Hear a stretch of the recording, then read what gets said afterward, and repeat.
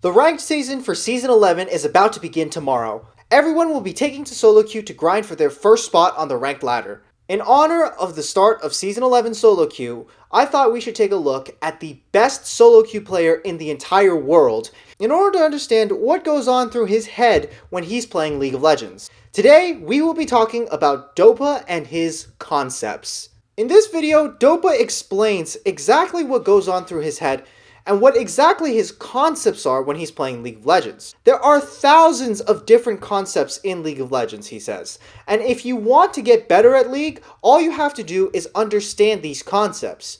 I'm not that good at League of Legends, really I'm not. I just understand these concepts where other players do not. Here's what a concept looks like in League of Legends. A concept is something that can be defined as a win condition in the game. Dopa's most played champion and his most infamous champion is Twisted Fate. One of the best ways that he gets a lead on Twisted Fate is something he calls level 5 2Qs. On Twisted Fate, as soon as you hit level 5, you want to immediately queue the next wave that's incoming so you can queue the backline minions as soon as possible. It does not matter whether or not you hit the melee minions and get that gold, so long as you're able to take an early back. Once Dopa is able to get this early back, he's able to go back to lane earlier on, and he has a potion, HP, and mana lead compared to his laner. The opposing laner will obviously want to go back to base as well. When Dopa is able to hit this goal point successfully, he is essentially able to get a guaranteed ultimate that is going to do something on his team. When Dopa is able to consistently hit this concept, he is able to gain a lot of pressure in the mid lane and is allowed to use his Twisted Fate ultimate much more freely. If the enemy laner just wants to back, he can't follow on the roam. Dopa is also allowed to push in minion waves much quicker. Since the mid laner will hit level 6 before everyone else, you're going to be able to apply the most pressure out of any other player in the game. This is the basic idea of a concept, a goal point or a strategy to win on your champion. Obviously, every single champion in every single matchup will have different concepts and different win points. But so long as you are thinking about which win points you're going to be using, but no matter what champion you're going to be playing for ranked Season 11, you want to think about what concept and what win points are important to your champion. Another important concept to Twisted Fate is minion vision manipulation. Essentially, in League of Legends, minion vision is lost the instant when they die. You calculate approximately the amount of time it takes for your abilities to kill the wave, and then you pretend to roam to one side of the map while the minion is still alive and giving the enemy team vision, and as soon as the minion dies, you change course and go to the other side of the map. This concept works for pretty much any other lane, but is the most important for roaming mid laners such as Twisted Fate.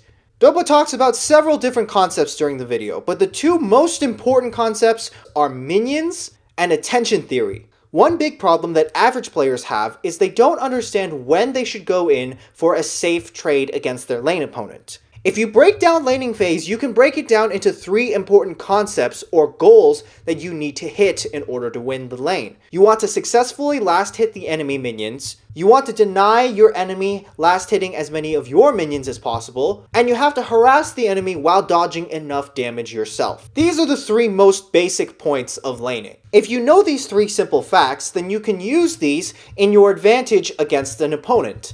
Let's say you're against a skill shot champion like Xerath. If Xerath is also familiar with these three concepts, he will obviously want to harass you while you're going for a last hit. So when you're going for a last hit on a minion, you can expect that a skill shot might come out. If you make it look like you're going for the last hit and you can bait out the Xerath Q, by sidestepping and dodging the ability, you make him lose mana and the ability to harass you efficiently for the next few seconds. This is the basic concept of dodging skill shots in lane. But you can take this concept a little bit further. Say your jungler is a very strong early game ganker, and you know he's going to be coming mid lane at around level 3. Instead of positioning yourself to the side of minions, you can position yourself into your own minion wave. That way, Xerath's skill shot, no matter what, is going to be hurting your minions. And whether or not he wants to, this ability will push the minion wave. By pushing the minion wave, Xerath will have to walk up further in order to hit his first concept, which is last hitting minions. This puts him at a disadvantage, giving you an easier gank. The inverse is also of course true. If you're in a matchup where pushing a minion wave to the tower is very important, that's when you want to stand on the side in order to dodge skill shots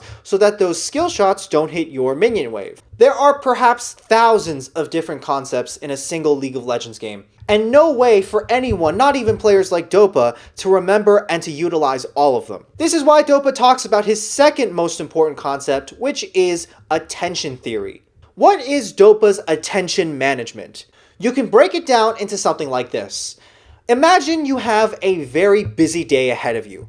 You have an appointment at the doctor's, you have to go to the store and buy something, you got a really important day at work. When you have a lot of different things to do, your brain will get distracted and be unable to perform everything with 100% attention focused to it. When you have so many different concepts in League of Legends, you're going to have to devote a certain amount of attention to each different concept. When you play League of Legends, you're always multitasking. If you imagine your attention as 100 points, you're going to have to devote at least 70 points into last hitting minions, trading with the opponent, and keeping track of their cooldowns, and any other aspects of the matchup that you're playing into. Ideally, another 30 of your attention points should be devoted to tracking the enemy jungler along with your own jungle in order to plan out when you will be receiving and getting ganked. Now, this of course is all in theory, but in practice, this is rarely what ever happens. Let's take a champion like Lucian for example. Lucian mid, while he's not the best laner anymore, he can still bully and take over a lane against many champions. One of Lucian mid's worst matchups is actually Seraphine,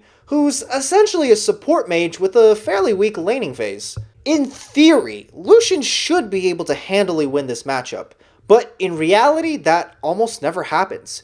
In fact, Seraphine has one of the highest win rates against Lucian mid. Dopa's attention theory explains why this is the case. When you have to play a mechanically intensive champion like Lucian, you have to devote a lot more of your attention into thinking about the small concepts of laning phase. You have to individually click on each minion to CS. Your champion has to be in a position to be able to take advantage of your strong early laning phase, to be able to snowball and get good trades against the enemy laner. You have to make sure that you always back off at the most opportune time so you don't take too much minion harassment. When you have to play a champion with so many different concepts, you have to devote so much of your attention to just piloting the champion. This means you don't have enough attention to focus on all of the other fundamental aspects that everyone has to focus on when playing League of Legends. If Lucian players have to devote 90 points of their attention into just the laning phase, they're not going to have enough to be able to properly keep track of the enemy jungler. Meanwhile, Seraphine players just have to vomit out her basic spells in order to clear the wave. Not that hard to button mash your 2 wave clear abilities, so there's not much to think about during the laning phase for the Seraphine player.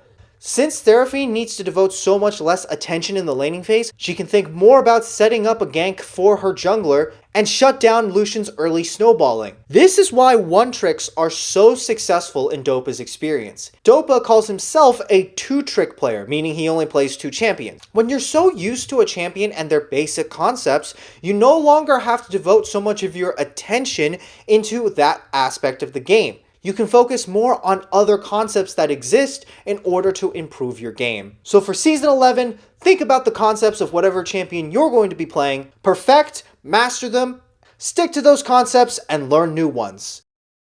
Thanks for watching, guys. This video was really fun to research and look into. The video itself is mostly based off of a Reddit thread that was posted a while back about a translation of a very long ramble that Dopa did about his philosophies in League of Legends. He talks about a lot of different and interesting things about League in general, and you can check out the full link in the description. One thing that I found really funny and interesting about the amount of detail that Dopa goes into is about his physical PC setup. When he plays against opponents that are very, very challenging, he has to feel like he has everything perfect and nothing distracting him. His desk is perfectly level, almost like a builder's meter. His screen has to be exactly 47.3 centimeters away from his desk. He has a tape on the side of his chair to make sure that his chair is in the exact same position every single time. And he obsesses over the sensitivity of his mouse to the point where he won't even play League of Legends if it's not exactly perfect. Obviously, you don't need to go to such extreme lengths to get better at League of Legends, but it does show the level of commitment that someone as good as Dopa is willing to go in order to get that competitive edge. So, think about the different concepts in this game, and good luck in Season 11. And thanks for watching, and see you next time. Bye!